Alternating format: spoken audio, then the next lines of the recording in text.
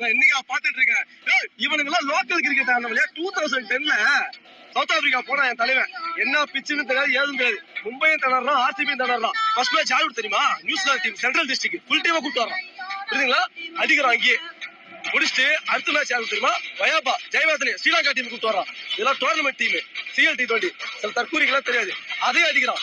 3வது match Victoria கூட full ஆஸ்திரேலியாவுக்கு போயிரு. ஆர்எல் பிச்சு கேப்டன் ரொம்ப கஷ்டம். டிராப் பண்ணோம், சூப்பர் ஓவர் போய் தோத்தோம். 4வது மேட்ச் யார் தெரியுமா?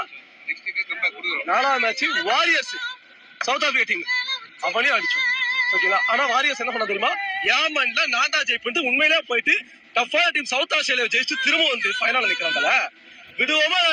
ஒரே ஒரு 132 ரன் வச்சு மண்ணக்கவு வச்சேன். சவுத் ஆப்பிரிக்காவிலே போய் என் தலைவன் அதான் கப்ப தூக்கிட்டு வந்தான். உள்ளூர் கப்பு இல்ல வெளியூர் கப்பு பார்த்தா அன்னைக்கு எழுத ஆரம்பிச்சான் சவுத் ஆப்பிரிக்காக்காரன் ஆஸ்திரேலியாக்காரன். டேய் இவன் பெரிய ஆள் போனதுடா, டேய் இவன் பெரிய ஆளா வருவான்டா. அடுத்த வருஷம் வேர்ல்டு கப்பு என்ன கப்பு பார்த்து பார்த்து பார்த்து எங்க ஃபேன்ஸுக்கு வெறுத்து போச்சு.